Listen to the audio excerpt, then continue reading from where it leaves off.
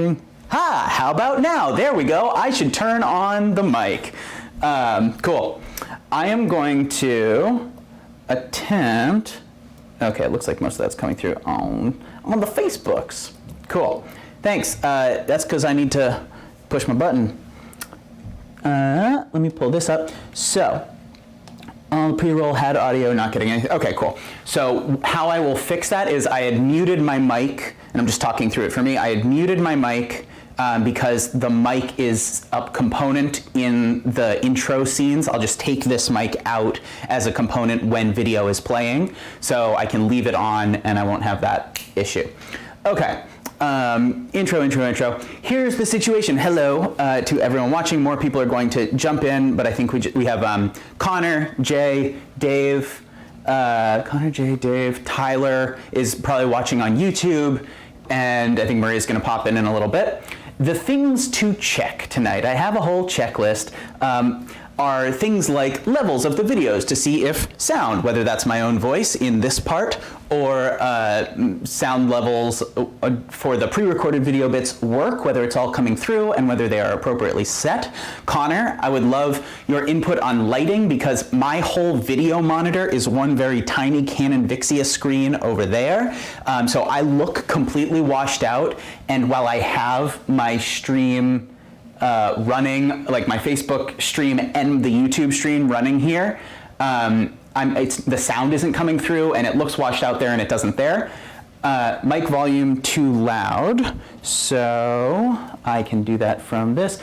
I'm just gonna keep to, oh yeah, I'm registering really high. So I'm gonna change the mic volume for all of them. Here is my talking volume. So Tyler's coming through on Facebook, and in terms of monitoring everyone, I have this like body setup.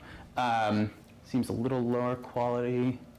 I'm monitoring the audio, I'm monitoring comments from the YouTube stream and the Facebook thread, and it's compiling it over here. Let me do an audio test because that seems to be what is giving us trouble first. So a little lower quality than normal. So it is the same mic. I don't know what would make it be lower quality. Let me check the levels on here. Okay, help me, Connor, with lower quality. You can hear the audio from my labs. So when you say lower quality, are you getting a lot of rustling? Because if so, I can play with the actual thing, or like it's just not coming through as clearly. So describe that a little bit more. I can also move it closer and bring the gain down. So I'm going to be projecting for most of it like this because this is about the volume that I need. It seems overly modulated. Okay. I think that was because he was maxing out levels. So right now the levels are actually on the camera. It's registering pretty high. So let me take down the audio levels on the camera itself. There's like a zillion places. Things can go wrong. Settings. No, okay, I may have to do that one after while it's being used. So in the meantime, I will bring the level down here, and hopefully that will offset it just a little bit, even when I decide to get excited and speak loudly. So this, once I coil this part so that it doesn't get all wonky, this will be the working level of the mic. This is about where I'm talking. Move it in a little bit and bring the gain down a little bit. Thank you. Whoever said that. So the situation is I can monitor all of the comments, but since the Facebook group is private, I can't see whose is whose on my consolidated monitor. Once it's public, I'll be able to see all the names. Tyler, I can see you because the YouTube link is unlisted, so it's technically public. Cool. So that was an auto-generated thing that is going out to YouTube, which Tyler saw and the others won't. There's just automated messages going out. You have a lot of light coming from my right side that washes me out. So this is literally as low as that one goes before turning off. I think, whoa, we're going no bright there. Let me see if, oh no, I'm sorry, that's wrong, because when it's on the color settings, it's less so. Let me get off of the color. Let's bring it back to white. And is the getting no audio? Check, check, check. Someone is getting no audio. All right, Dave, I think other people are getting the audio. So let me know if I disconnected something, if other people can hear. Cool, thank you. It sounds like it's coming through. Maybe it's on your end, so check that out. I brought that down a little bit on my right side, but if I'm still washed out, I can either move that back or I can try and just kill that light altogether. In fact, these are pretty darn bright, so let's try that first, because fewer components is better. Is this too dark on the output? I bet we lose some over here. And okay, we got a couple of people getting audio, so that's good.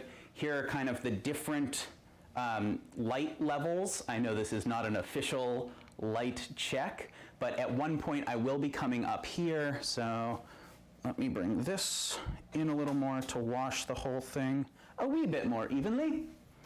And is that a better light level or a kind of more harsh light level? Most of it I will be spending right here. Occasionally I will step to here. Sometimes I will be here, but mostly it's here with the intermittent forward. Washed out is probably better than dark. I have no hair now. Oh yeah, so when I come close, I tend to like come down a little bit, so I'm just bending at the knee so that I keep my face in the frame, and I can monitor right here that I'm looking into. So that's the plan. Washed out is better than dark. It's probably getting pretty noisy. For people who are watching, the Facebook stream, this private group, seems to be working, which is great. There is also the YouTube link, which might be a little more efficient and a little less frustrating in terms of the comments now that I know that the Facebook one is set up correctly, just because there's no 20-second delay.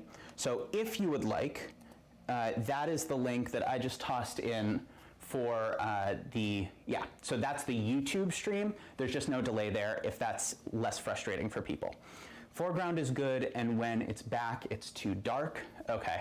So maybe I'll have to play with this guy over here and see if I can maybe just bounce it or diffuse it a little bit so that it's not quite as direct.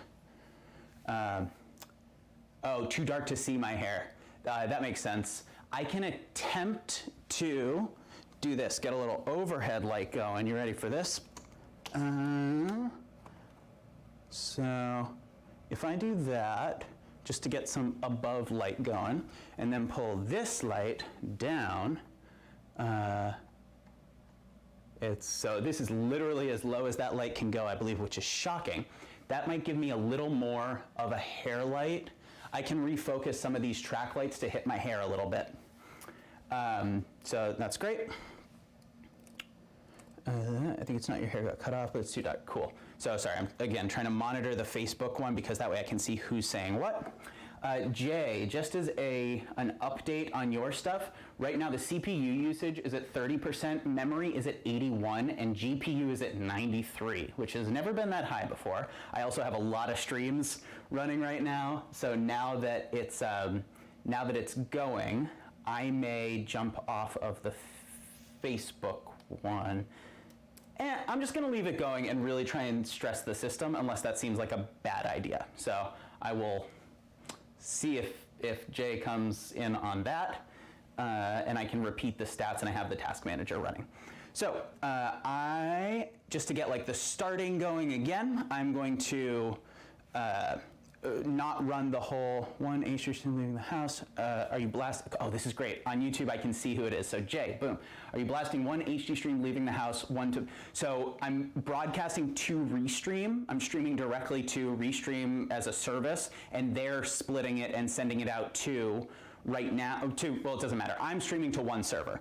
They're currently going, in case it does matter, to one Facebook page, one, thanks on the lighting update, Dave, one Facebook page, one YouTube channel, and one backup Twitch channel, because Facebook and YouTube can both get pretty tricky with music copyright stuff, and I have copywritten music in here.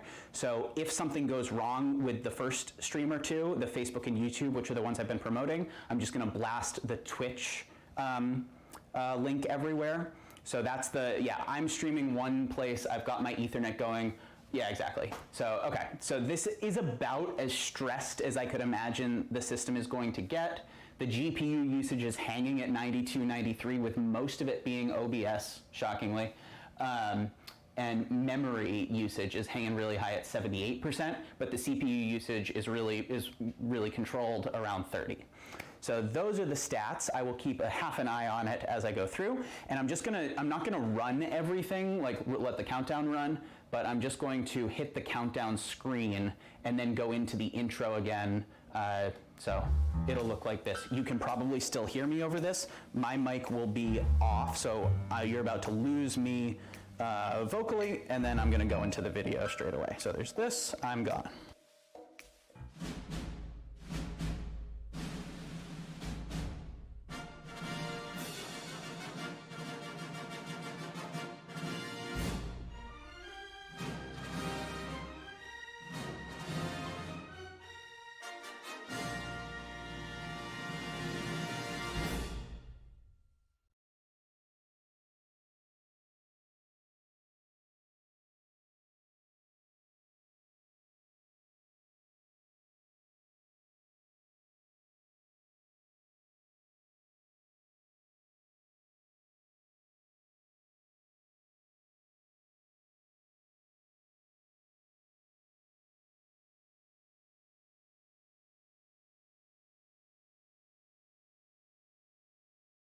Oh, that was just the most unlucky thing that's ever happened.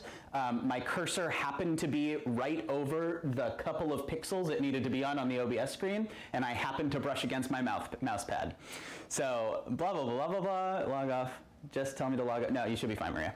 I think the lighting looks good now. The red curtain on your top right corner isn't fully in frame. This isn't fully framed out, Connor, so I will deck this out properly. It's just a rough frame, so thank you.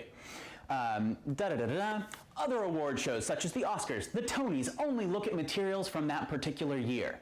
As this is the first year of the Evans Awards, our crack team has taken it upon themselves to look back through history to find the most amazing examples of movie magic.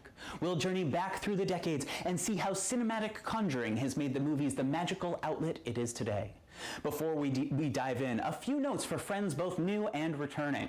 The shows in this series are entirely new for me and are inspired by suggestions from my audience. I turn those suggestions into routines and sometimes even into full shows that make their way back out to you. But most importantly, nothing I do happens without the audience. And tonight, the role of excitable television audience will be played by all of you out in TV land. So please, let me know that you're out there. Feel free to share where you're watching from to make this big world of ours seem just a little smaller for the next hour. Now, don't be afraid of the chat function, because for the first time in my virtual performing history, I can finally see what you're saying. That's right, gone are the days of non-interactive television where a ruggedly handsome, suit-clad magician hosts a completely made-up award show in a vacuum. This is the dawn of a new era. That's right, my friends. We stand on the precipice of the next frontier where even a screen can't keep us apart. So let's buckle up for a wild ride as we take a stroll down our movie-laden memory lane to find out who walks away with the biggest awards of the evening. Let's dive into Mind of a Magician number 9, Marvels of the Movies.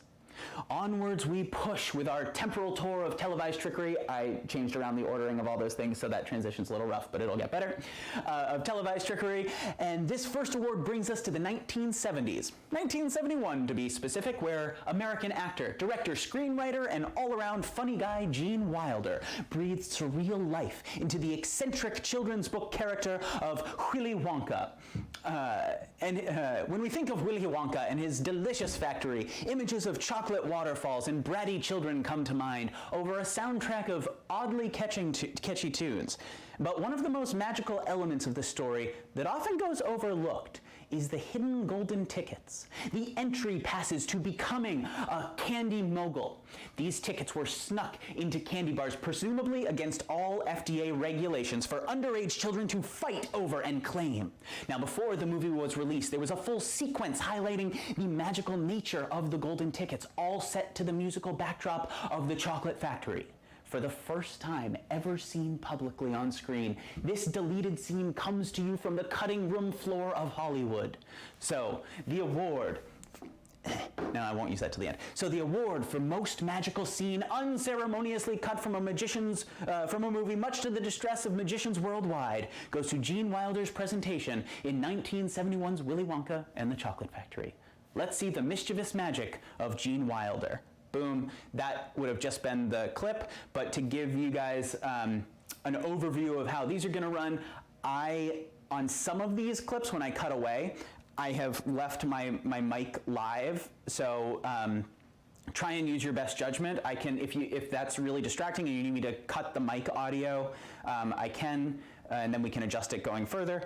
So if that's a pain in the butt, let me know. That will not be part of it for the show. I'll just take that element out of the OBS source, and that way I can just talk back to you a little faster. I will also be monitoring the chats and all the stats and stuff. So, mischievous magic of Gene Wilder. Oompa loompa doompa dee doo. I've got a perfect puzzle for you. Oompa loompa doompa dee dee. If you are wise, you'll listen to me. What do you do as a sweet billionaire? Ready to quit, but in need of an heir. Randomly send golden tickets by fate. I'm sure you will find good candidates. Or you'll get some weirdo kids. Oompa loompa doompa dee doo. Here's the enigma we have for you. Oompa loompa doompa dee dan. These are the details of Wonka's plan. It's perfect as long as OSHA doesn't find out. Bring in a child to manage the phase out. Any of the 5, that is if they survive. So here go 1, 2, 3, 4, 5, 6. That's not right, I'm sure of it. And I hope it's not too wild to Doompa dee dounce. Wonka can't add or subtract when he counts. Because it's a bit grainy. Okay, I'm gonna shift the gain on this. Take one away, you'll be left with just 5. And let me know if that level Connor seems better at all. 1, 2, 3, 4, 5, 6. What the hell?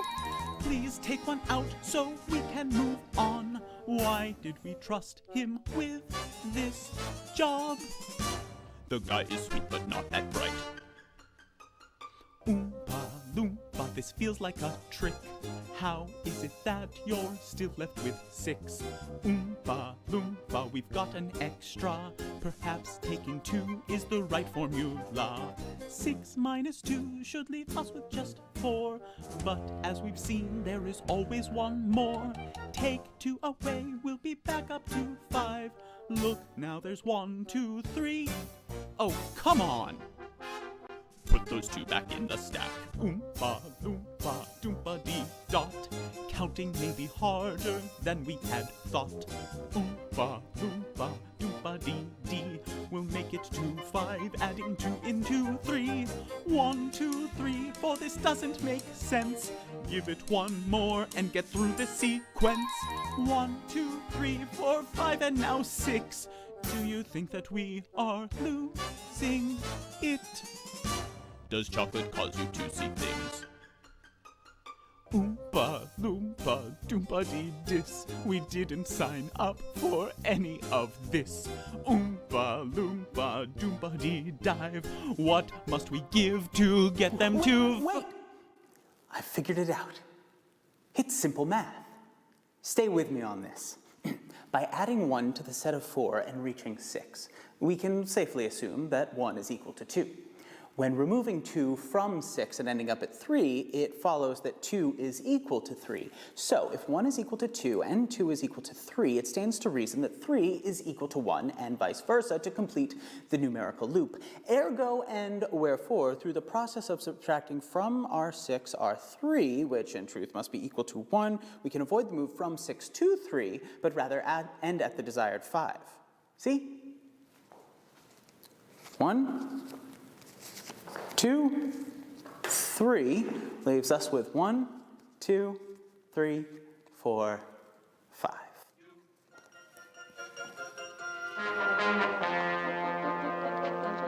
Doobody-doo. And we're back. So you're getting raw video out of that recorded stuff, and it looks good. So I'm back in that main camera, obviously. So that actually stays pretty consistent, I think, relatively. So Jay, right now it's hovering at like 775,000 bits per second, 778, 780. So it's about, I don't know what all that means. So it might just be that I'm running so many videos as things are coming through as choppy to me, if that's a real thing. What an achievement in manual dexterity. And I don't know who recorded that backing track, but those dulcet tones will stick with me for longer than I wish to remember. In the immortal words of Willy Wonka, the schnozberries taste like schnozberries. But in the more appropriate words of Willy Wonka, so much time and so little to do. Wait a minute, strike that, reverse it. Our second honorable mention of those filmed flights of fancy takes us to the world of comic books turned movies. But we here at the Academy of Cinemagic wouldn't be quite so obvious as to highlight a hero on this night. Oh no. We turn our focus to one of the most iconic villains ever to grace the DC universe. The character of the Joker has been approached by some of the biggest stars of their days, and always with a mischievous, magical lilt. And in 2008, Heath Ledger brought a particular edge to these your video quality is looking consistent, so skipping, pausing, or artifacts. I'm not sure exactly what that means, and I'm going to have to learn more about dynamic compression. Particular edge to the role. However, before the portrayal found its dark flair, Mr. Ledger was trying his hand at a slightly more lighthearted magical interpretation. So to commemorate this award, we tracked down some of the original screen test footage with tricks that never made it to the final cut. They had almost been lost in the digital sands of time, but we bring them to you for the first time tonight. Ladies and gentlemen, the award for Best Actor playing the part of a magician goes to Heath Ledger's portrayal of the Joker. Let's roll the footage. I don't have this footage because I haven't made this one yet. That's going to be a project for tomorrow, if I can get through it. And if not, it will be a sorely wasted costume until I'm able to get that cut together. So, other things to check before we move right along, things I want to check. If there is choppiness coming through, especially as I'm cutting to and from videos, please let me know right away. That's the big thing I want to avoid. Obviously, we are Ethernet wired in, so it should be better, and I've made a couple changes. So the choppiness, once we get to the ET, that's something. It looks like the links, the auto-generated links are working, and I haven't had to start them, so they will probably jump into the Facebook stream and maybe the YouTube stream and maybe the Facebook one every 15 to 20 minutes on their own. Facebook's pretty smooth. Thank you. So music playing during the credits and lighting. So just now that we've had like a chance for lighting to sink in a little bit and I've tried to monitor it, here's the farthest back I would ever go, and here is about the closest. It's just for like 1 second I have to come up and show something in here, so I'm not too worried about this angle. It's more about here. If this is particularly washed out, we have my left, my right, lighting looks decent. Cool, then onward we go. The end of the 1890s marks the historical beginning of the world of film. The Lumiere brothers caused a train to barrel towards an unsuspecting audience, and Georges Méliès, a reformed magician and godfather of special effects, wowed cinema-going audiences with his flair for illusion. Right around the same time, on the streets of New York City, the newsboys strike. Oh wow, it doesn't recognize my voice when I go into an accent on the teleprompter. Now I know, I'll try it. The newsboys strike brought circulation to a halt in a massive youth-led campaign. I can't keep that going. But it wasn't until almost a century later in 1992 when Disney represented that strike in movie music.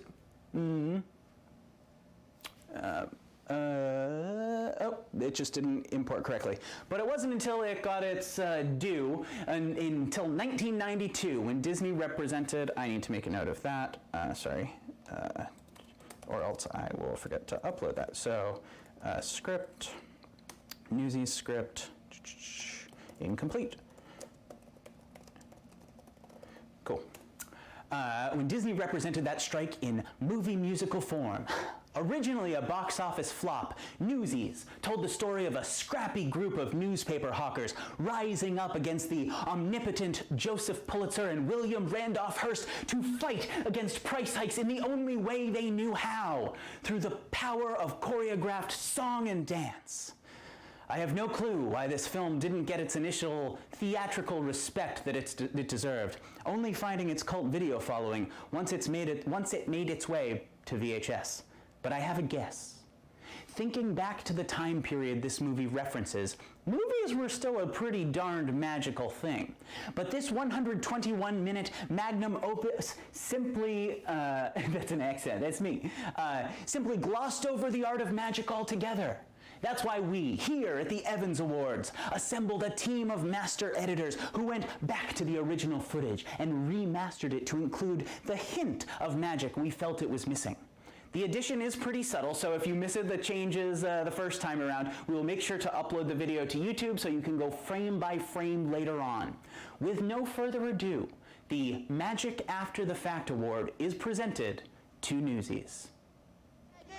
Can't get any voice. What's it gonna take to stop the wagons? Are we ready? My mic is still live here, but I'm going to this scene.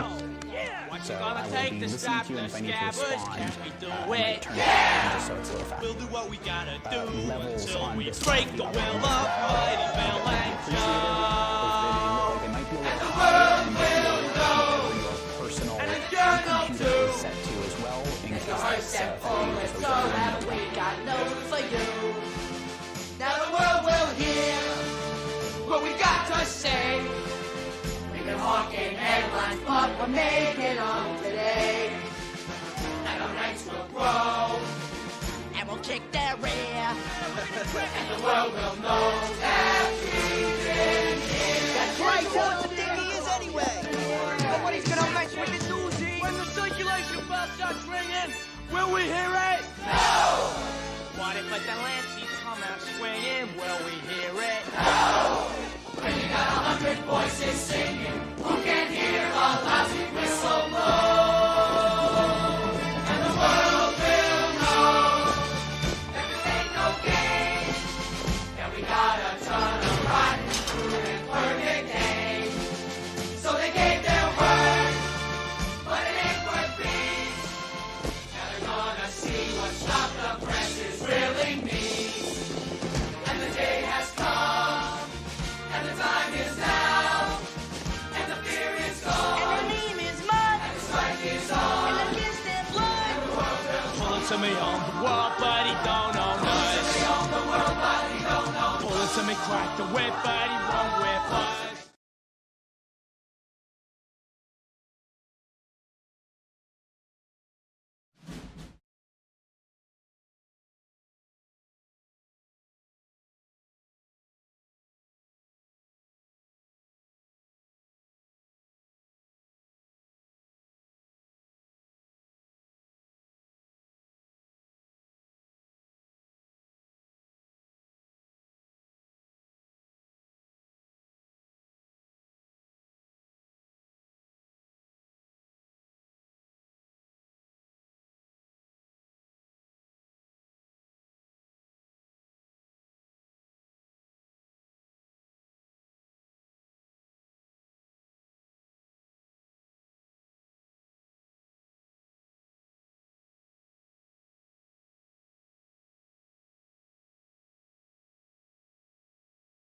Damn it, every time. Sorry, this will not happen during the show with the mic.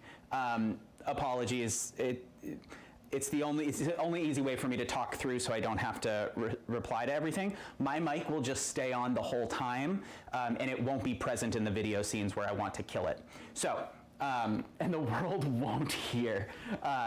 Yes. So what I was saying is, sorry for the delay. First of all, I was replying to Dave's comments on Facebook, so I will be more on my buttons. I'm leaving I was saying to Jay that OBS, for whatever this is worth, has its own interpretation of what the CPU usage is and the kilobytes per second are. The CPU usage on OBS is hanging around 14. Oh, it's actually much closer now. So never mind. Those are serious. Those are pretty close. 14 versus 15% on OBS versus the general task manager. The GPU usage is now up to 98%, so I don't know if I should be worried about that, but I have that and the resource monitor hanging open just in case I do. All right, so Newsies just ended. I recently rewatched Newsies, and I can report that it holds up. Also, I still know every single lyric. Anywho, there are a couple more honorable and... Hello, teleprompter. All right, we're going to try and stop this guy and then restart, because that's my version of fixing things. Oh,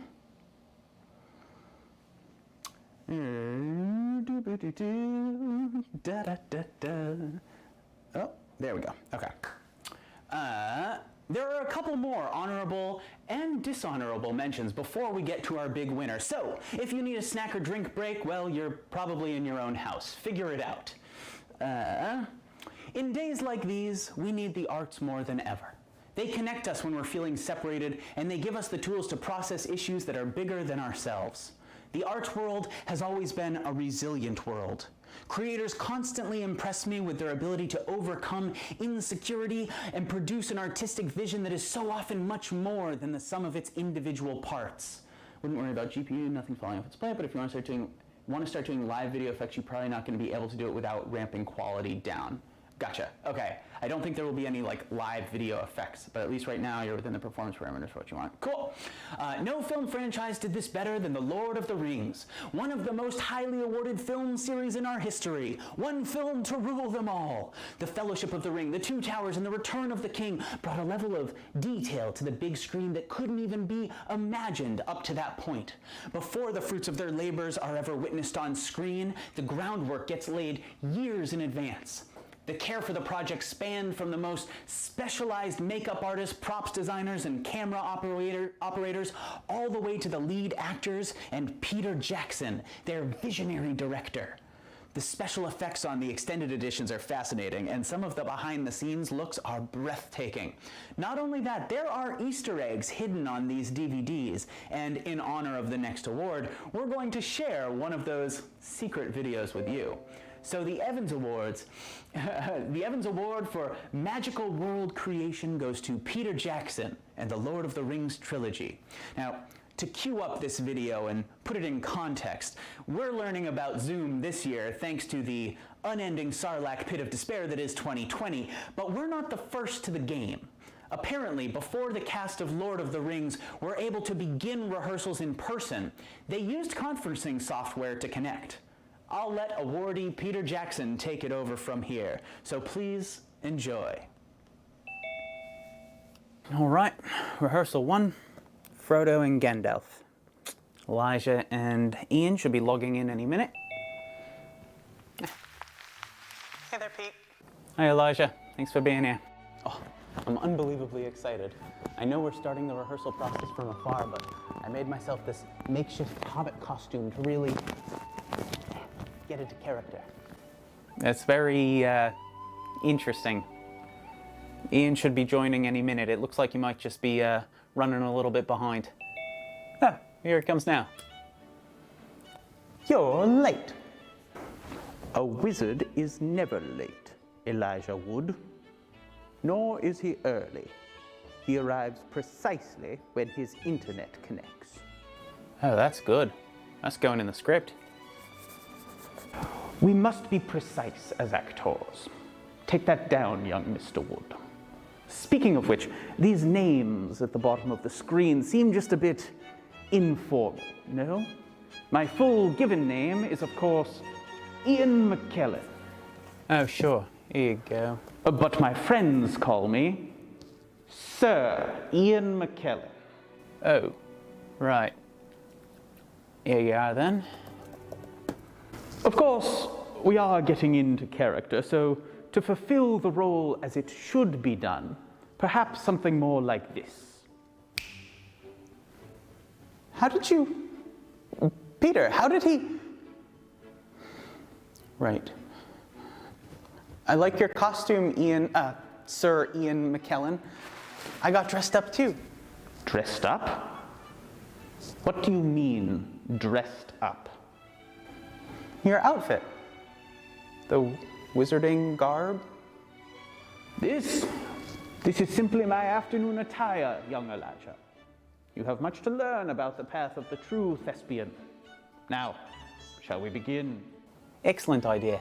We're going to be working some scenes with the ring, so I've sent you each a little care package with a stand-in for the ring we can use for now. Oh, I got the chain, but there was nothing with mine. How appropriate. One ring to rule them all. You may use mine, little hobbit. One ring to rule them all. Whew. I'm not really sure that's how it works, Sir Ian. We're in different places. Ha! Fool of a Baggins! How little you know of the magical world we inhabit. Now, take a bit of tissue from that package. Good. And twist it up about the chain.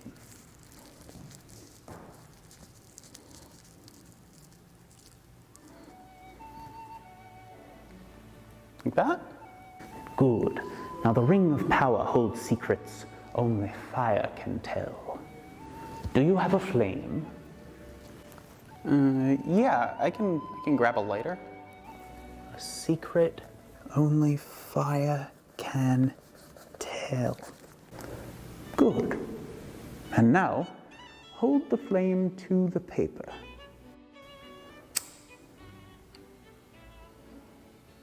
Like this?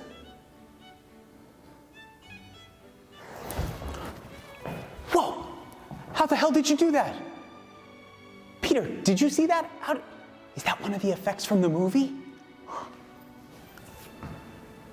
Sorry, what's the question?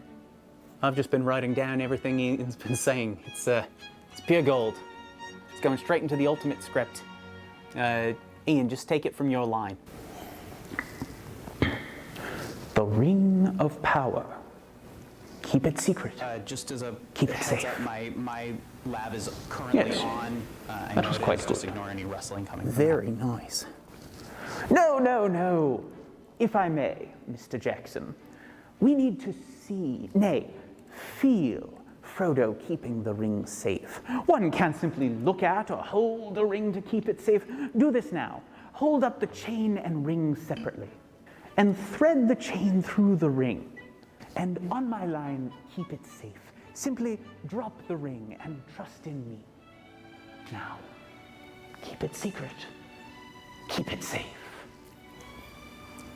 Aha! Peter, did you guys plan this? What is happening? Sorry? I was writing. Okay, I think I'm seeing things. Can we just push this off a little until I'm seeing normally again? Sure, we can just pick it up next week when we're on site. Great, I'll just sign off then. Frodo, my ring is still on your chain. Oh, right. Here you go.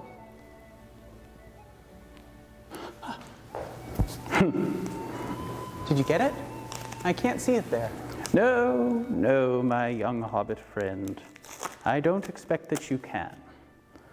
You see, the rings of power are magical, mystical items of old, never fully to be trusted.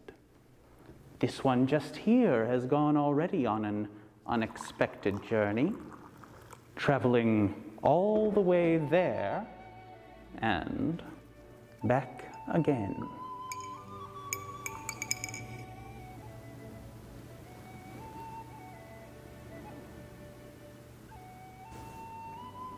Bloody brilliant.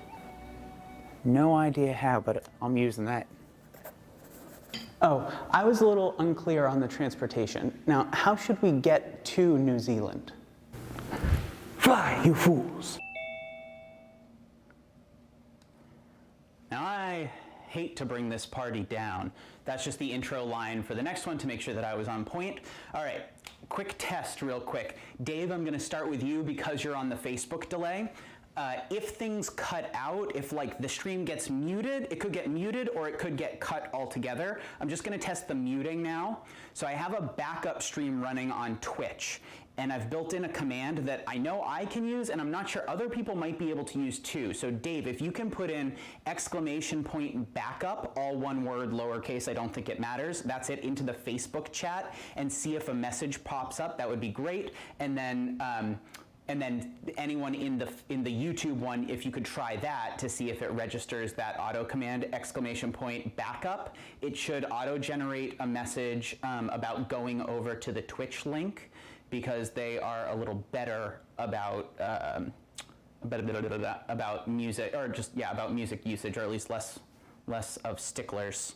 So, oh, this is actually good. So there's the input. Let me see if that comes out. Is anything popping up in the actual stream? Hey Maria, are you logged in as me to Facebook? Okay, I'm just gonna try it then. So starting over with Dave, and this, I think it will only be that I have to do it once. We'll see. Oh, you know what? Let me try and do it just into Restream. I might have to do it there. Back up. Okay, there we go. So it should be going out to the Twitch page, which is irrelevant, and it should be out to YouTube now. Dave, you won't see this. I just did it myself, Jay. You won't see it in the Facebook page now, but you will, you would once it's a public Facebook page and everything can be shared. So that's the backup one on Twitch. If you feel like checking it out just to, you know, for the sake of it, why not? Otherwise, that is, so that's the backup thing. I'll test like the full shutdown of, pardon me, stopping the stream and restarting it later on, just once we're not in the flow. Okay, and we're back. I hate to bring this party down, but the world of magic and movies isn't all fun and games. Oh no, there's drama. And we at the Academy, thanks Dave. All right, I think that's Dave. I, again, can only see Facebook user. There's drama. And we at the Academy consider it our civic duty to shed light on the scandals of the day. Which brings me to the worst offenders of them all. Charles Schultz and his band of peanuts, led by none other than the scoundrel known as Snoopy. Sure, he might seem like an innocent animated canine, but his indiscretions lie in a lesser-known Peanuts film. We're all familiar with A Charlie Brown Christmas. I bet you've even seen It's the Great Pumpkin, Charlie Brown. But tonight we're highlighting It's Magic, Charlie Brown. On its surface, it seems as harmless as all the others, but it's simply not so. This story follows our ostensibly loving Beagle as he learns the conjuring arts and puts on a magic show for the neighborhood. In fact, it looks very much like this. It gives me great pleasure to introduce, in his first show ever, one of the world's great magicians, none other than the Great Houdini.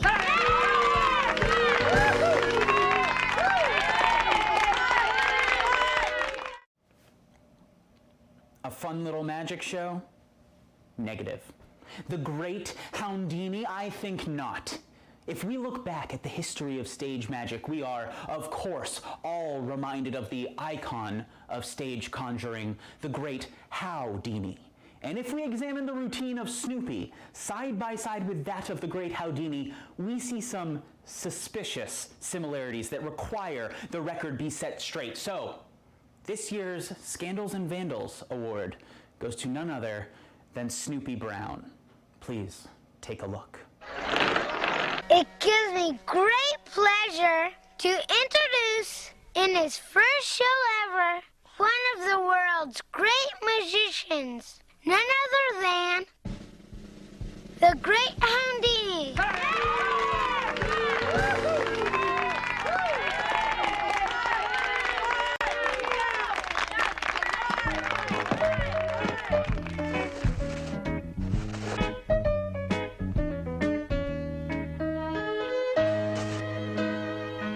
And now, ladies and gentlemen, the Great Houdini will attempt the famous ring trick.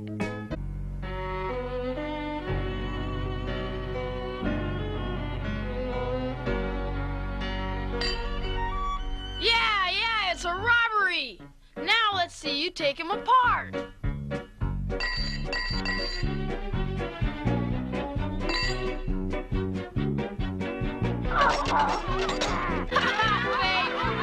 Ha ha ha!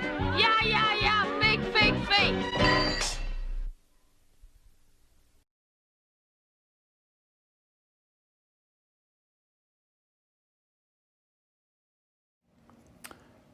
Sorry about the black screen again, folks. Sometimes my fingers just aren't as fast as I want them to be. Anywho, intellectual property theft runs rampant in the magic community, which makes innovation and achievement in special effects all the more worthy of our praise.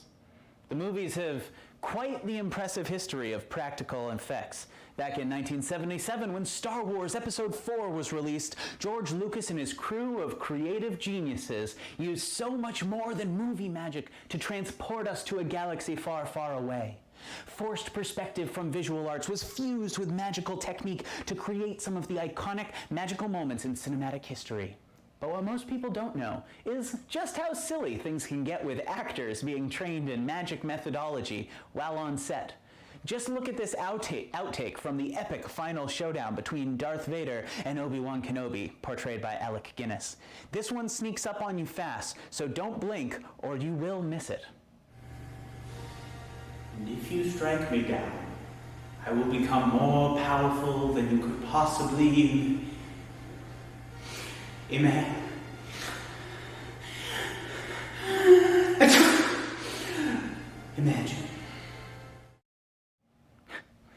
Often, the behind-the-scenes production teams are the true magicians, making everything happen.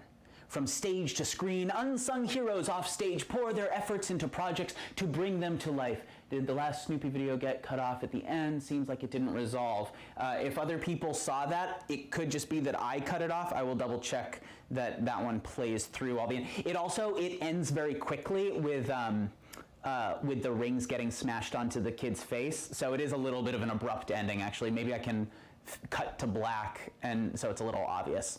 I will check on that. Thank you. Into projects, bring them to life. And this show is no different. While it's me in front of the camera at this moment, the whole series of shows is brought to you by an incredible group of people, from magicians to artists to general creative thinkers. I'm going to give a special shout out to a group of supporters over at patreon.com who are supporting my creations even in these uncertain times. Truly, thank you so much for helping to bring a little more magic into the world. Now, when we think of practical magic effects in film, one name rises above all others. One man has controlled great white sharks, opened the Ark of the Covenant, brought dinosaurs to life, and made DeLoreans fly. Steven Spielberg indelibly altered the cinematic landscape thanks to his creative mastery of movie magic. To pay homage to a director who could have easily succeeded in the field of magic, we've compiled a mini documentary about the genius at work on one of his seminal films that was filled to the brim with practical magic. E.T. the Extraterrestrial. Oh, oh no, I'm just getting word that we have a very rare opportunity. It turns out that the very recipient of this award is following along with our broadcast in real time. Is there any way we can get a live feed, a video feed from Mr. Spielberg? Can we try and get that going? Okay. Oh, this is exciting. Great. Let's go live to Steven Spielberg's living room for a few words with the man, the myth, the legend himself before we dive into the clip. Let's try and get him. Can we get him up on everyone's screen? Oh, good. Is he there yet? Is he coming through? Oh, hello, Mr. Spielberg. What an honor to have you with us in person. We were just talking about how you are truly a magician of the movies with all the practical effects that infuse wonder into your films. What's the secret? How do you come up with these? The reason I'm able to do what I do so well is because I can suspend my disbelief as well as any child.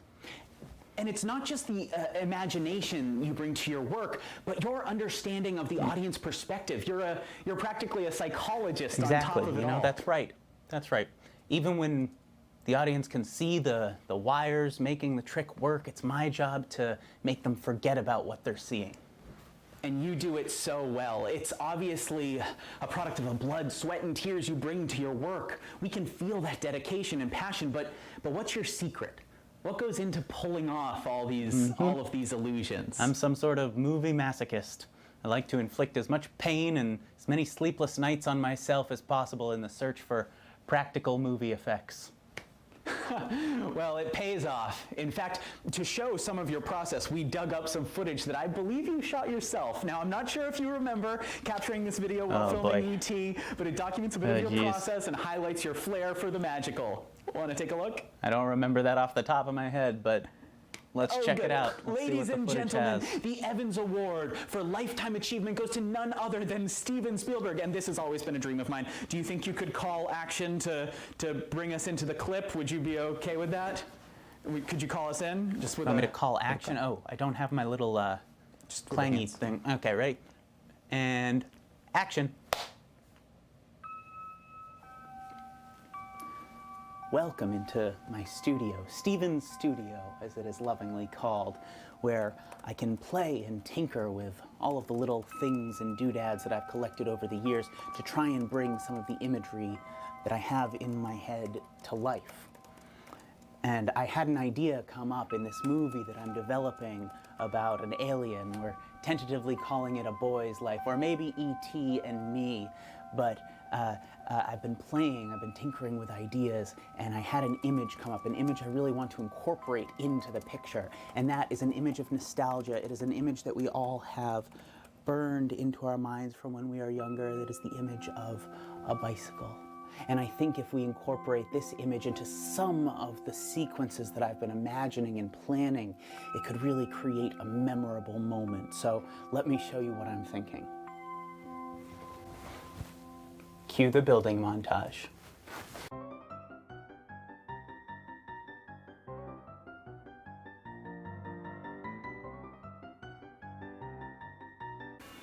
E.T. phone home. I always loved model building. I'm really just a big kid. I've got all the toys that I could ever want to play with, and this is where I get to let them run free.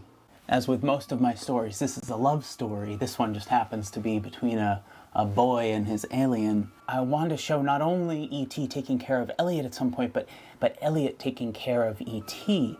And I have this image of E.T. being swaddled up in a white blanket, almost like a baby, and Elliot taking care of him.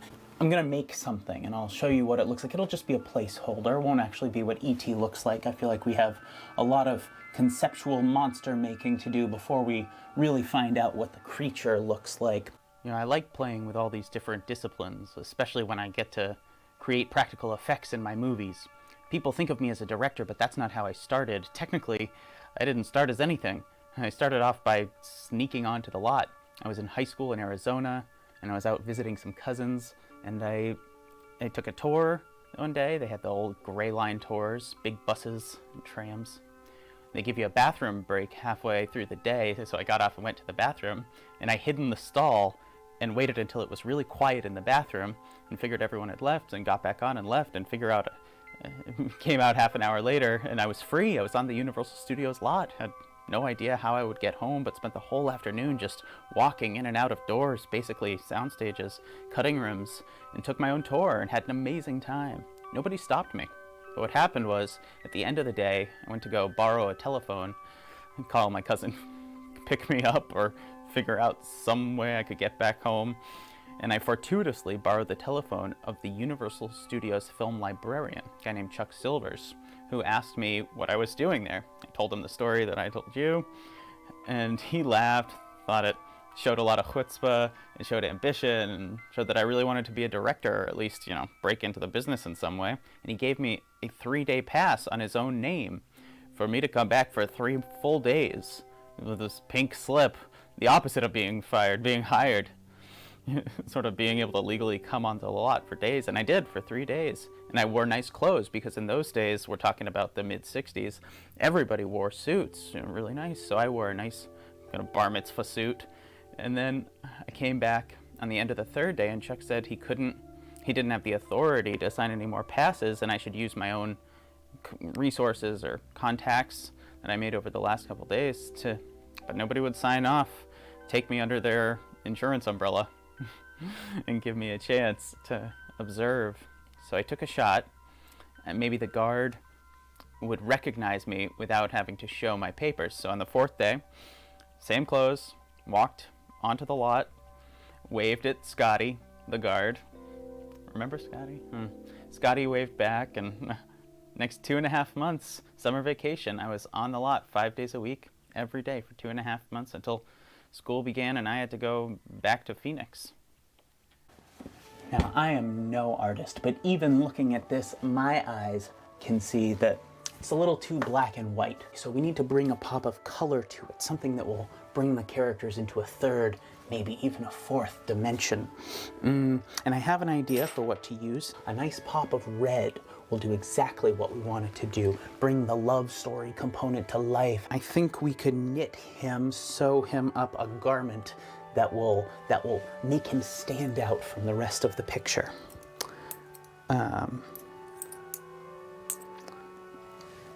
So full disclosure, I never learned how to sew. When I was making movies when I was younger, my mother would make everything for me. I did watch her, and I think it's just a lot of this motion. So I think if you do that motion, that's what knitting is. Does that seem right? Yeah, I think so. Okay, so let's try it.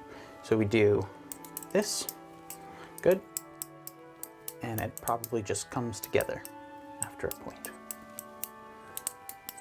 You probably have to think about what you want. So we don't want socks. Scarves can be tricky with actors. So a hoodie would be great. So I'll just think hoodie, make that motion. And there we go, see? Knitting is far easier than I thought it was when I was younger. It always seemed so daunting, but really it's all about the motion, this motion.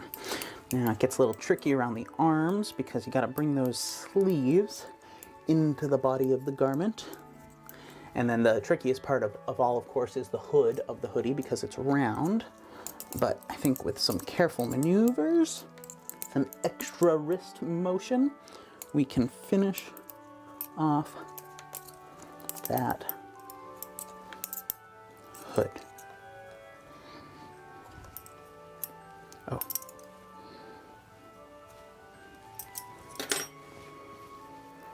There we go. One perfectly knit red hoodie. Let's see how it goes with the color scheme of the scene we are building. And yes, I think that will do exactly what we need it to do in the eyes and the minds of our audience. On we go. I hope this will work. There we go. And one of the powers we've been thinking about giving E.T. is that of telekinesis and moving things with his mind. I wonder if we could get him to fly. Let me simulate what that would look like. Maybe I can prop it up. Yes, that's it. That's the exact image that I wanted to capture, the one I had in my head. And that's perfect because my movies are about dreams I'm never able to realize in my life. I have this intuitive feeling and a mathematical belief that there are beings both benevolent and benign as E.T., as well as hostile off this planet, out in the universe somewhere, and that's what I want to bring to the screen. This whole process of play and creation, it's all about finding the heart of a given motion picture. This movie has always been about love and friendship between a boy and his alien. There is a particular moment when E.T.'s red heart light lights up that gives us hope, gives us pause, and causes Elliot to surge with life and vice versa. And I think if we gave E.T.'s heart light a chance, it could heal a whole lot more than just one person. I'm Steven Spielberg. Thank you for joining me on this little journey through my studio, and I'll see you next time here at the movies.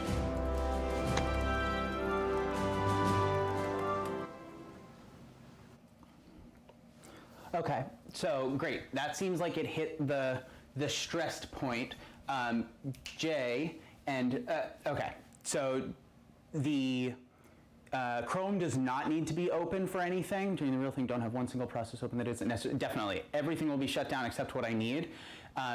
I was looking for those stress points, I suppose. So why I had Chrome open running both. There was one web page open, but there was the Facebook stream and the YouTube stream, then just the I cut out the YouTube stream and I think turned on the Facebook audio, and maybe that like exploded the view out, and that seems like about the time when it started being wonky. So the only reason I have those open now is I can't monitor the audio of the stream, which is kind of tricky. Live video started choppy for 2 seconds, but was almost immediately reversed. Okay. Well, actually, let me check that. So yeah, like the usage on everything is way down. CPU back down to like somewhere between 20 and 35, up to 41. GPU is still really high, and memory is about 75. But Chrome came way down on its usage. It says it's using about 921 megabytes of memory. Let me see what's still open on Chrome. The Facebook stream is actually still on. So it looks like Santi, Max, and Santi, Maria, and Dave may be the ones that are on the Facebook stream right now. I'm gonna close that window, which will mean since this is a private Facebook stream, I won't be able to get your comments. If you guys want to text me things, I see that choppiness now coming through on Facebook. I don't know if it's, that makes sense, Jay. I don't know if that's just on my machine or if that's going out to just Facebook or if that's all of them. So I'm gonna kill Facebook on Chrome now. Hopefully that will let everything go. I won't be able to hear, or pardon me, I won't be able to see, is that right? No, that's not correct. People who are watching on Facebook, I can see your comments. I just can't respond to you in the Facebook window right now since it's a private event. I can still talk and respond to you, though some videos I won't have my mic active. So be aware I'm not ignoring you. I might just be limited in my communication. So okay, thanks, Jay. Killing Facebook and Chrome now. So that's all of that. I can get rid of a handful of more windows just to see if there's a significant difference when everything is shut down. Obviously, basically everything will be shut down during the actual performance, and it looks like there was already kind of a dive. CPU 33, memory down to 59, 60 from 75 or 80 where it was hovering, and even the GPU is down. So hopefully everything will be running easily from here on out, and this should mimic. Yeah, this will mimic what the settings actually are on during the performance. Cool. Jay, there is one more live and pre-recorded thing at the end. It's just a rolling of the credits over the main screen that you're watching now. I imagine that won't be as hard on the system, and we'll see how it goes. Okay. The live thing, which especially magicians watching, I have questions about this one. We'll see how it goes. I meant to grab my Harry Potter garb and I don't have it, so use your imagination. Well, it's no surprise on this one that the wizarding world of Harry Potter is walking away with an award tonight. But this award comes with a twist. As a magician myself, one thing that always excited me is the presence of magical props in the movies. Getting to play with these intricate objects of intrigue is so exciting, and whoa, Nelly, do we have an exciting one to share with you tonight. So the award for Magical Object of the Year goes, of course, to Harry Potter. This universe of unending oddities is home to some of the most memorably magical objects throughout movie history. Flying broomsticks, potions galore, magical creatures, every which way you turn, there's another deeply enchanting object to captivate our minds. We at the Academy of Magical Goings-Ons, I gotta figure that out, value interaction with our audience, so this is your chance at home to be a part of the show. Whether you're tuning in on Facebook or YouTube, perhaps Twitch, in a moment, one of you could have the opportunity to interact with a truly magical object. So get those typing fingers ready if you want to try your hand at some trivia, followed by the opportunity to influence the direction of the show this evening. Here's the question, and feel free to type your answers into the chat box. The namesake of a book and movie in the series, this magical object chooses champions for the Tri-Wizard Tournament. Type away if you know it. Type, type, type, clickety click click. I didn't mean to have it on display from beginning, so doesn't matter if someone does know the answer and can just type it in so that I can get a sense of my pacing. That would be awesome. Enjoy the night show. Okay, it's good to know that timing comes in, but it's not really important. The answer is Goblet of Fire. So if someone types in Goblet of Fire, and I'm gonna just assume that Santhi knows it, because Harry Potter, but she's also on a delay, so she doesn't get this information till after. Now this is where the magic of the internet breaks down. And so someone will know it, hopefully, someone will type it in, and during that time, to cover any gap, I say, now this is where the magic of the internet breaks down, because there's a little bit of a delay. So while I'm sure many of you know the answer right away, if I were to wait for the first response to come in, it might take, this guy is freezing again, let me see if I can. It might take up to 20 seconds for me to get an accurate answer. Let me think about why teleprompter might be freezing. It's not on Wi-Fi. It's just been on a long time. It might just be running too hard. Okay.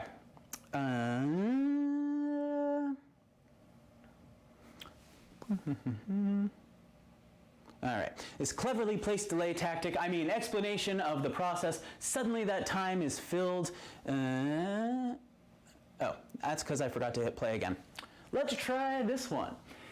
It might take 15 or 20 seconds of silence, which in TV time is about a year and a half. But through this cleverly placed delay tactic, explanation of the process, suddenly that time is filled, and your present tense responses have somehow caught up with future Evan, a miracle in and of itself. It looks like Maria came through first on my screen with the correct answer, the Goblet of Fire. So thank you for playing, and Maria, I'd like your help with something to put the power of a magical object to the test. So ready your decision-making skills. But we're not testing just any magical object. We have with us the original Goblet of Fire. Ta-da! As you may know from the series, champions wishing to compete in a tournament put their names inside on small bits of parchment, and the goblet, in a flash of fire, spit out only the most worthy one to be the representative. And while we don't have a tournament for you to compete in, we have an equally important decision to be made by Maria. In a moment, I'll place the name of 4 different magical objects inside the goblet. Only once they are all safely inside, I will ask Maria to choose one of them and write in the chat for all to see. If all goes according to plan, the introduction of a small amount of fire will have magical consequences. The decision being made is which object of these 4 is most magical. The choice is yours and yours alone. We have the invisibility cloak for turning invisible, of course. Second, we have the time turner, which is, of course, what Hermione used to go back in time, and she used it for classes. Hashtag married to a magician. Love you. So we've got invisibility cloak, time turner. We've got the Marauders map, that fantastic little map that would show Harry and his gang of hooligans exactly where everyone was. And lastly, of course, the Sorcerer's Stone, or if you're British, the Philosopher's Stone, the secret to eternal life and making gold and all that jazz. Now that the slips are safely inside and will remain on display right about here in the goblet, please type your selection into the chat box. Invisibility cloak, time turner, Sorcerer's Stone, Marauders map, for all to see. Now, while I'm tempted to make a long-winded speech like before, I shall wait out any delay in relative quiet, so no one can accuse me of trickery after the fact. Here we have coming in a choice amongst these 4 right now. I can feel it through the telepathic airwaves, and we have, yes, we have an answer, the Sorcerer's Stone. Now, I don't know which of these ones, yes, those ones it is, but it's in there somewhere. We need our fire. Oh, can't see a single match. Our fire. and Maria will attest to this. Nothing was set up, and this is an honest, in-the-moment decision. Now, the addition of a simple bit of fire to our goblet and incendio. Magic. One and only one slip of paper remains. It's hot. No, it's quite cool. Wrong movie. And it is indeed your selection, Maria. The Sorcerer's Stone. Incredible. Thank you for your help, and the loan of this incredible object for our show goes out to the Wizarding World of Harry Potter. But before we move on from Harry Potter, my favorite object is the Marauder's Map, and the idea of being able to know where anyone at any given moment is appeals to my sneaky side, so I got greedy. I knew we were getting the Goblet of Fire, but I asked for an extra object straight from Hogwarts. It was this. It looks innocent enough, but without camera tricks or CGI, it simply takes a bit of old school magic, such as a magic wand. There it is. Ooh. And no one needs CGI, just that bit of old school magic to say, I solemnly swear that I am up to no good. And with that, we tap. We begin to hear from Messrs. Mooney, Wormtail, Padfoot and Prongs, the original hooligans of Hogwarts, as their Marauder's Map becomes visible to the naked eye. Ooh, magic. I can't see any of this. I don't actually, oh, this is good. I've actually got my monitor here. So just learning this timing for myself, so I actually have more time than I thought. And then, ladies and gentlemen, I present to you the Marauder's Map, and I can actually open this, which will help it go along, and that will all be full of stuff as well. So that's the Marauder's Map. I solemnly swear that I am up to no good. Now, as we begin to near the end of our journey this evening, we find ourselves once more turning towards the past for examples of magical excellence. This movie needs very little introduction, so I will merely say that the worlds of magic and science are inextricably linked. The creative prowess of Christopher Lloyd is simply not to be overlooked. So the Magic vs. Science Award goes to Back to the Future.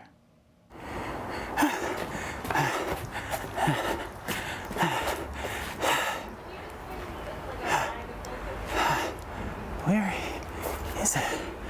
Oh. 22/7. Yep, that seems right.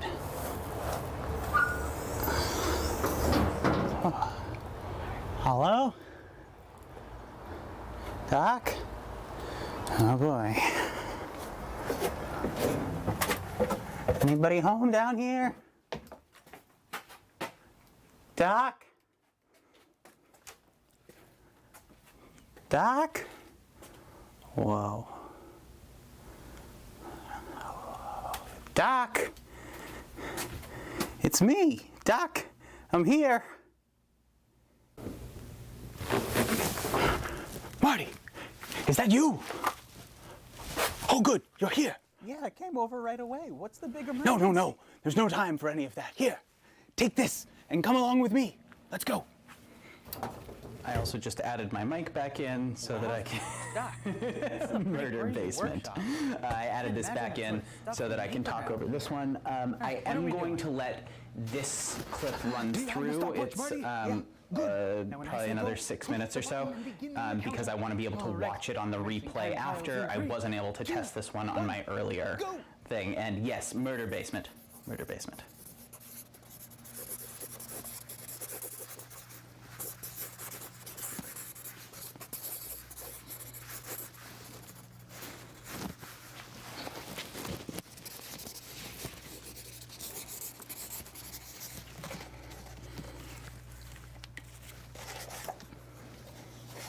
Also, there's just one clip after this, which I will not play in its entirety because I want it to be a surprise for the, or mostly a surprise for the actual thing. 32 seconds! Perfection! This is going to work out perfectly, don't you understand? Is that a DeLorean? Have you been practicing sketching? That's the big emergency? No, Marty, don't be a slow-witted troglodyte. This is not the experiment. This is simply a placeholder, a time trial that takes precisely 32 seconds to create so that we can confirm the changes in the space-time continuum fluctuation after the conclusion of the real experiment. Don't follow. I'll explain further. Come with me. I can't believe this is what he got me up at 5 in the morning for. Always with the crazy antics. It's quite simple, and it's entirely based around my latest creation. I'm calling it the flux capacitor. It's sort of a temporary temporal storage unit to control the passage of time. Temporal what? Now, this is obviously just a rendering. The real device would be more like the size of a standard issue lunchbox and would require the input of 1.21 gigawatts of power for proper functioning. Is that a lot? Is that a lot? Use your brain, Marty! The only place in nature that sort of power exists naturally is a bolt of lightning. Oh, or perhaps a wormhole. That's good grounds for future experiments. But I found a way to control its operation using entirely safe, man-made materials. What is that? Geez, Doc, is that plutonium? I thought you said this was safe. Of course it is. All it takes is proper handling, and it's as safe as a third rail, a guardrail. Whatever, it's fine. For our small-scale version, I've infused a 1 to 3,000 ratio of plutonium into these very pens. It'll allow the drawing of a flux capacitor to function similarly to the real device. From there, all it needs is a thermal or kinetic boost to activate. Now, by my calculations, the larger versions will require kinetic movement of 88 miles per hour to activate, but a miniature version like this could require as little a thermal boost as the 98.6 degrees generated by the human body, which means, of course, we could take a miniaturized version of the flux capacitor, draw a representative symbol inside, and simply use the heat of our own hands to operate it. So if we put a tiny lightning bolt inside like so. Perfect. That'll be fine. If we put a tiny lightning bolt inside it like that, it should just take the activation of body heat to make it perform the temporal time jump. Doc, I never understand a single thing that you are saying, but show me what you're talking about. Perfect. Whoa. Doc, where did the symbol go? Did you erase it or something? Marty, don't be a cranially flimsy nincompoop. It was never there. Our localized temporal flux moved the capacitor backwards through its own timeline a few seconds to the point immediately before it was drawn. Wait, are you telling me that you've invented time travel, Marty? Now, I believe we can increase the time jump capabilities as well as the affected physical distance approximately 6-fold in specific physical locations. I've found one of them and I plan on using it in part 2 of our experiment. If my calculations are correct, by increasing the amount of plutonium diffused into our device and positioning oneself directly on top of a site of increased temporal fluidity, let's say, the ability to move forwards or backwards through time increases to precisely 32 seconds.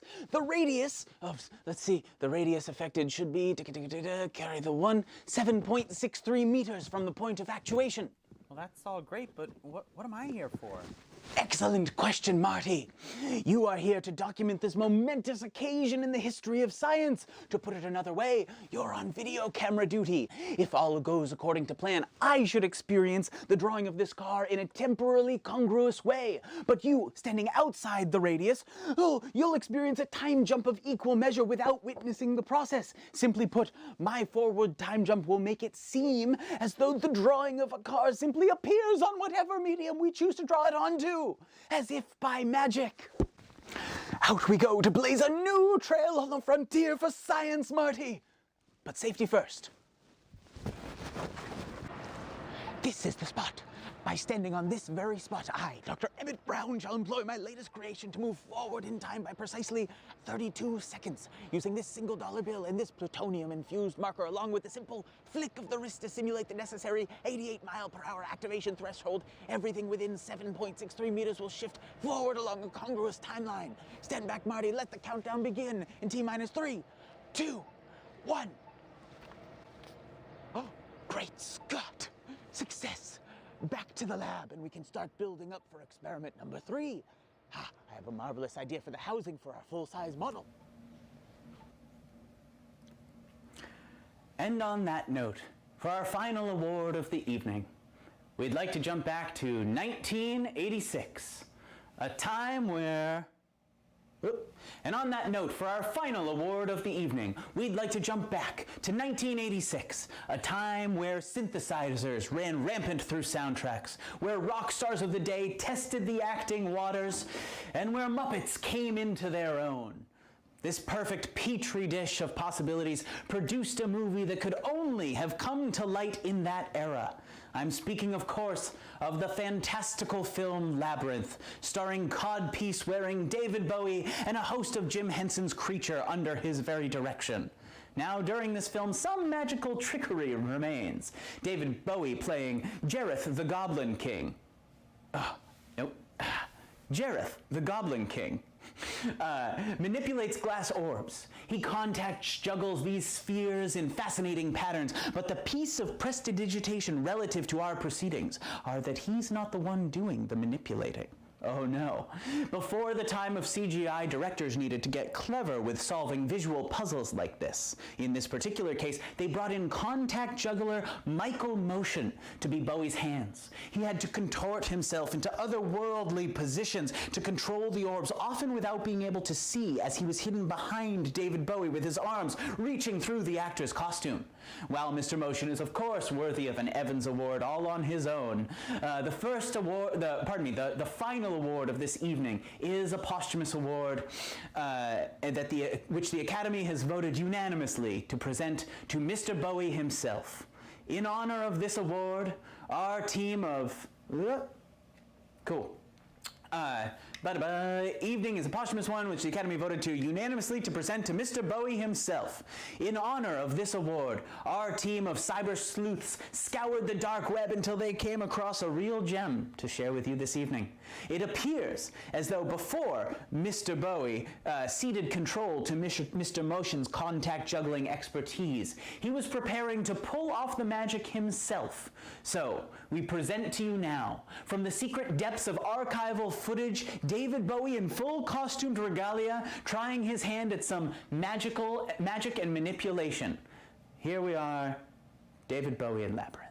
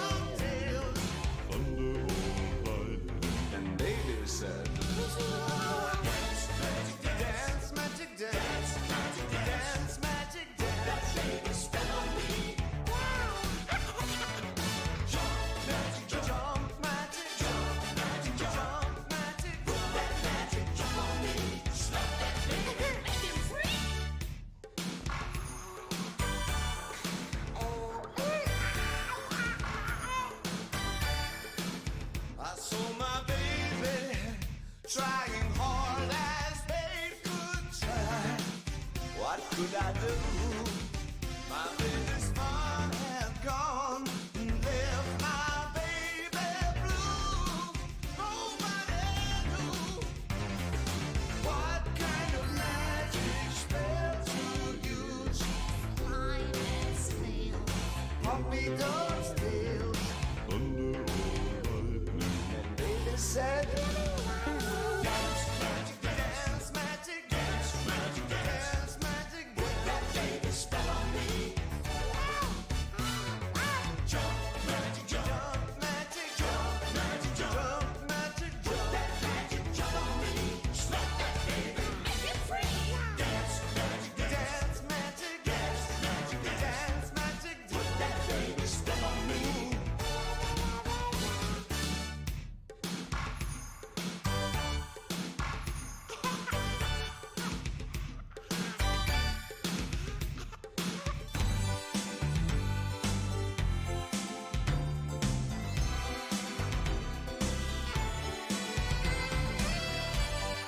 No one can blame you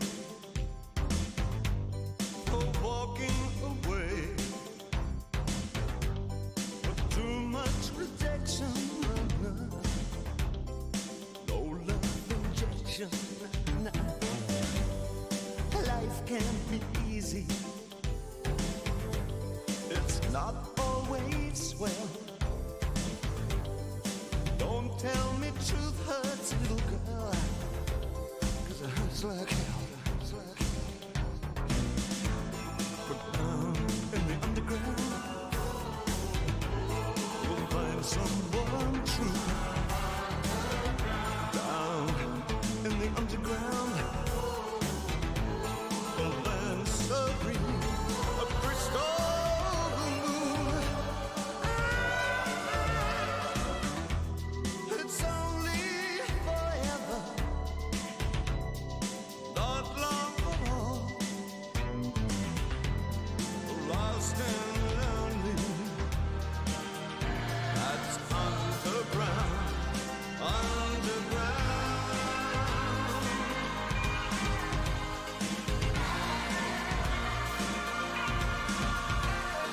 Daddy, get me out of here.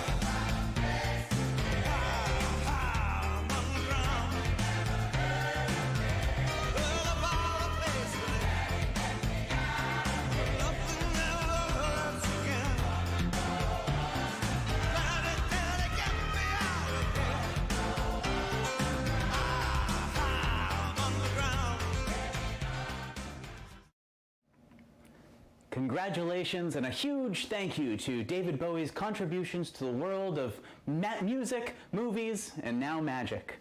And that, my friends, brings us almost to the end of the show. I say almost because no primetime TV spectacular is complete without a rolling of the credits and a proper thanks to those who made this a reality. Plus, at the end, I'm going to roll a few bloopers that you will probably want to see. Firstly, is a huge thank you to each of you that is out there watching right now. I love what I do, and the only reason I get to do it is because of folks like you who give time, money, feedback, support, and love for the definitely odd and hopefully fun things that I make. Thank you for allowing me to do that. If you're interested in seeing more of what I do and helping to bring projects like this to life, please check out some of the links that have been going through in the chat for my social media pages and my Facebook page. And secondly, there are individuals that need thanking. So let's roll those credits. Thank you all for being here. From me, I'm on this side now. From me, Evan Northrup. It feels like whose line is it anyway? I would like to officially apologize for being one of the editor, but my brother Connor, check out BJ Hypes' work over there, is an incredible editor. Thanks for teaching me what to do. All of the art that you've seen, credit goes to Dan Busso-Jarnis, a fabulous artist, and my other brother, costume designer, especially that last one you saw right there, Martha Jarnis. Thanks, Mom, you're the best. Props master, Ray Busso, a guy who could find anything, mostly because it's hidden in his basement somewhere. Audio engineer, I want to say a big thank you to Arshan Galis. fabulous audio worker who's done projects with me on theater and this. Jay, thank you. The editorial team, Santi, Maria, that's you guys watching in the room out there. You guys are the best. Thank you. It means a lot. I really appreciate the help. These are folks from the Patreon page, so I want to say thank you to Stephen. Oh, and to, why am I blanking on? And Maria. Stephen, Maria, Nicole, Rob, I gotta put her in, Sarah, Richard, Dick, Sydney, and Ross, Kehlani, and Hudson. Congratulations, you guys. Bob, hi, Aunt Deb, Avi, Carolyn, thank you guys. Magic consultants and creators, Tyler, thank you for everything. This goes to all of you. Dave, Ed, it's too sleepy and late there, but other contributors, Jeff, Leonard, Losanda Bizarro, Scott Francis, Chad Long, Shin Lim, and Rocco. Thank you guys for the stuff that you put out there. We really appreciate it. The music, of course, the ones that aren't recognizable but still fabulous. All the credit goes to this guy here. Definitely check out his stuff. And my video home away from home, Rango Studios, who's on the move but will never stop producing wonderful content. Thank you guys for the idea and for all the support. You are the absolute best. And thank you guys at home. I look forward to seeing you for Mind of a Magician number 10, whatever the heck that is going to be. So thank you, have a lovely night, stay well, I love you guys, and I will see you next time. Does this even pick it up? So I will go from something like that into Tech Czar. I have a bloopers reel that's just a couple minutes, and it'll let me put up like some social stuff over it. They are very silly, so if I get them cut in time, I think they're really funny. I'll just cut to that and then cut to a splash screen, so people will leave, I'm sure, if people haven't already left, because you can only take so much magic in video. That is the show, which 90 minutes is exactly what I was hoping for, because I think with all of this stuff worked out, that'll bring us right to about an hour, which would be ideal. I think 60 minutes is a good area. Any other things people are thinking of? I'm gonna pull open the Facebook chat just because I know I'm opening Chrome again. Sorry, Jay. Just opening that in case there's anything going through, things people thought of, things that didn't work, things that didn't read well, stuff that you go, oh, you shouldn't say that on camera, Evan, that was a terrible idea. That'll come back to haunt you in your run for political campaign someday. Or any other things that just need attention, stuff I forgot, people I forgot to thank in the credits. Because I've been trying to keep a running list, but then I switched over my list and I'm very worried that I have forgotten people. And I think that's it. So if that is it, it's good. Cool. If you guys think of anything, just throughout the week, I hopefully don't have to change all that much, and it's just a matter of running it a few times, getting it a little smoother. I think you root cause instead of things, so nothing new for me. Okay, cool. Thank you, Jay. Thank you for spending all the time on the phone with me, dealing with my not understanding literally anything that's going on. And Connor, I will take you up on that for sure. Thank you guys. I think that is all way better than before. Looks better. Cool. That is. I am sure shit is gonna go wrong, and I just feel like slightly more confident in terms of understanding where all the data is flowing at any given time. So while I don't think I can fully troubleshoot, I can probably deal with a couple issues as they arrive. Connor, I will watch that through and listen to that. Thank you. Cool. I will probably check in with all y'all at some point over the next couple days. And other than that, I'm super excited for this show. I know that it's different and weird, and I have no idea if people are going to like this or if any of you liked it, and you don't have to say that you did. But it was really fun to make, and I hope there's something in there that you enjoyed. Please reach out if you think of anything, and I will do my best to incorporate it. You are all incredible. Thank you for the help. And with that, I will click back to my splashy picture screen, which in theory would be going up after the credits. Good night, you guys. Thank you.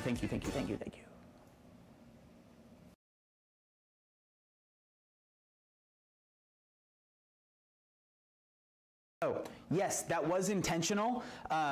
Connor, thank you. I forgot, I had that on my list of, I lied. Sorry, I'm going to cut the stream actually. So people might already have signed off. That's totally fine. I can just do it for me. If there's anyone in the Facebook and or YouTube thing right now, yes, so I will check the music on that. Thanks, Jay, appreciate it. I am just going to bring down that credits music. Thank you, Connor. I'll bring that down a little bit. I'm literally just going to stop streaming out of OBS and then start it again. So hopefully it will just pick right back up because it's the same stream key. If you are in the room, I guess let me know. I'll try and look at it from some of these. So I'm about to stop it and then I'll wait a second or two and then just restart it immediately. Let's see what happens. If it doesn't come back, I will hopefully not be an issue. I'll deal with it later and I'll plan for a contingency. Thank y'all.